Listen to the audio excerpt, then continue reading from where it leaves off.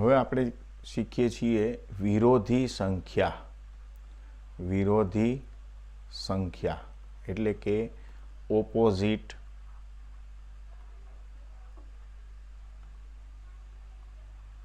Number. વિરોધી સંખ્યા એટલે ઓપોઝિટ નંબર. વિરોધી સંખ્યા કેને કહેવાય? કે જે બે સંખ્યા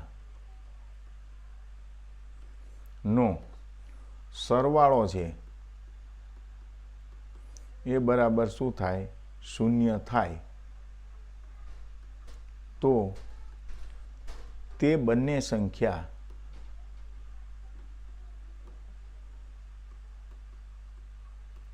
પરસ્પર વિરોધી સંખ્યા છે.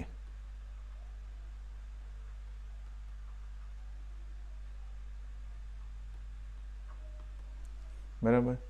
દાખલા તરીકે 3નો વિરોધી કેટલો થાય? તો કે -3. જુઓ, 3 + -3 કરો તો જવાબ શું આવશે? 3માંથી 3 જાય તો 0. બરાબર. 3માંથી 3 બાદ કરો તો શું આવ્યો જવાબ? 0. બરાબર. એવી જ રીતે -2/3 છે તો એની વિરોધી સંખ્યા કેટલી થાય? 2/3. 2/3માંથી -2/3 નો સરવાળો કરો એટલે કે બાદ કરવાની, વિરોધી સંખ્યા બાદ કરો તો જવાબ શું આવશે? 0. એટલે ખ્યાલ પડ્યો કે સરવાળા વિશે તટસ્થ સંખ્યા કઈ છે? 0 છે. કઈ છે? સરવાળા વિશે તટસ્થ સંખ્યા 0 છે. હવે જુઓ આગળ.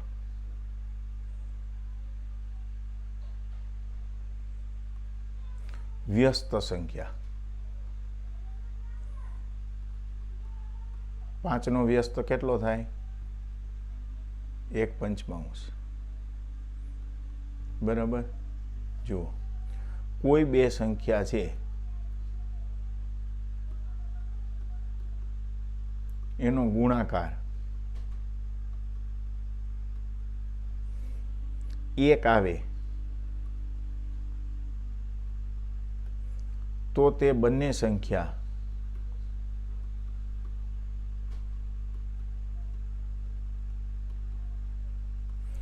પરસ્પર વ્યસ્ત છે.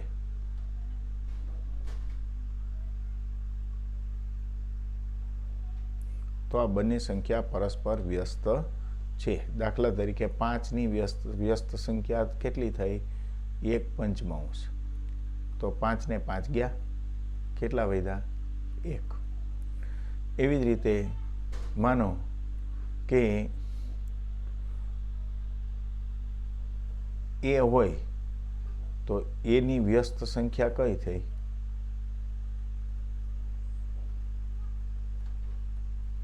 એકના છેદમાં એ.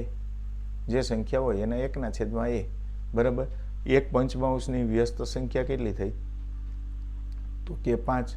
આ બેયનો ગુણાકાર કરો તો 1 જવાબ આવ્યો. બરાબર. 2/3ની વ્યસ્ત સંખ્યા કેટલી થાય ખબર છે? 3/2. 3/2. આ બેયનો ગુણાકાર કરો. આ 3 ને આ 3 ગયા, આ 2 ને આ 2 ગયા, 2 × 2 તો જવાબ શું આવ્યો? 1. એટલે વ્યસ્ત સંખ્યાનો ખ્યાલ આવી ગયો કે 5નો વ્યસ્ત કેટલો થાય? તો કે 1/5. 1/5. બરોબર. એવી જ રીતે 2/5 છે તો એનો વ્યસ્ત સંખ્યા કેટલી થાય? તો ઉલટાવી નાખવાની, 5/3. 1/6 છે એની વ્યસ્ત સંખ્યા કેટલી થાય? ખાલી 6. બરાબર. આ રીતે વ્યસ્ત સંખ્યા થાય. ટૂંકમાં બે એવી સંખ્યા હોય કે જેનો ગુણાકાર કરતા પરિણામ આપણને 1 મળે તો તે પરસ્પર વ્યસ્ત સંખ્યા, બે સંખ્યા વ્યસ્ત સંખ્યા હોય. આથી જ ગુણાકાર વિશે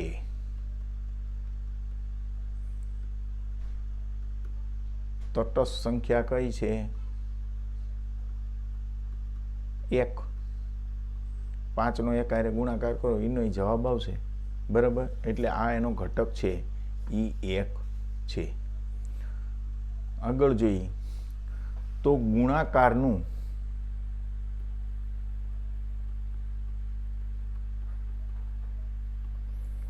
સરવાળા અને બાદબાકી પર વિભાજન,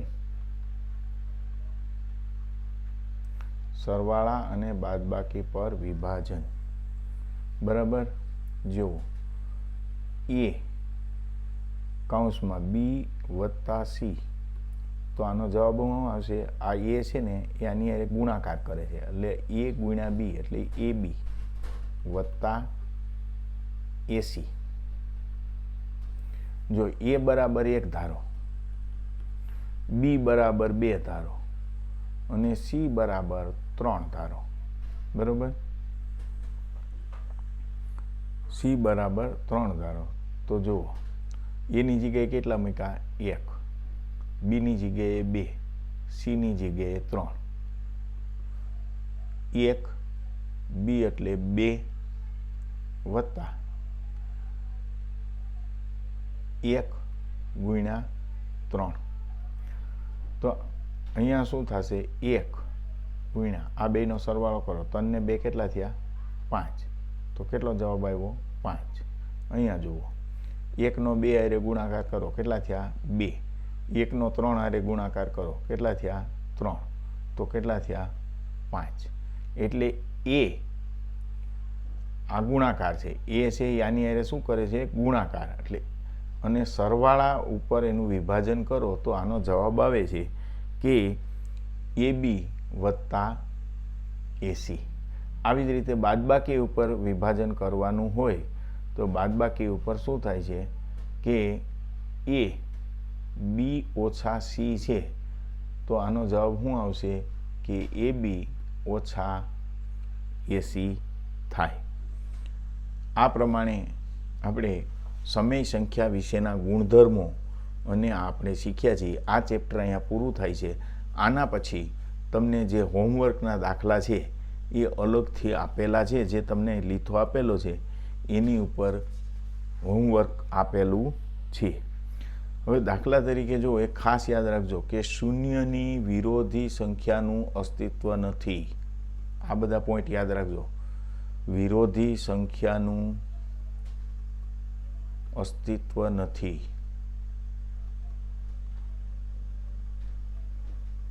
બરાબર. શૂન્યની વિરોધી સંખ્યા છે જ નહીં, બરાબર. એટલે એની સંખ્યા જ નથી. પછી શૂન્યનો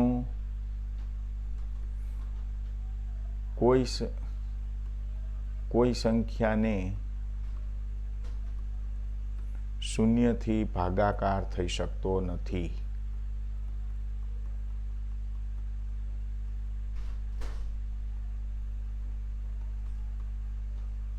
બરાબર. આપણે કોઈને 5 ભાગ્યા 0 કરી શકીએ નહીં. એટલે જ આપણે ઓમાં આગળ લખ્યું હતું, ખબર છે?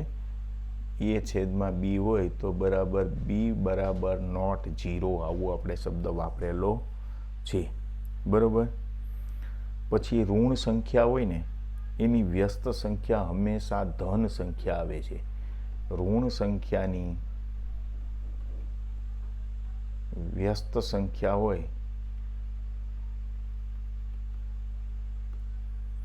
એ ધન સંખ્યા આવે છે.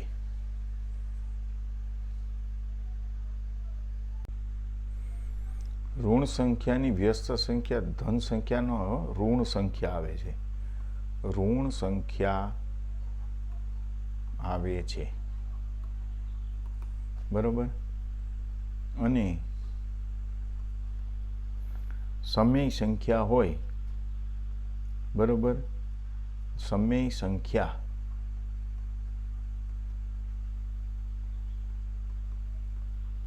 ગુણ્યા એની વ્યસ્ત સંખ્યા,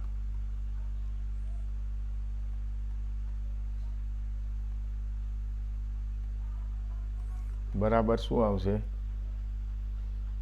સમય સંખ્યા ગુણ્યા એની વ્યસ્ત સંખ્યા કરો તો શું આવે? માનો સમય સંખ્યા 5 છે, એને ગુણ્યા એની વ્યસ્ત સંખ્યા 1/5 કરી તો 5 બાદ ગયા તો વ્યસ્ત સંખ્યા બરાબર 1 આવે છે. આ પ્રકરણ આપણે અહીંયા પૂરું કરીએ છીએ.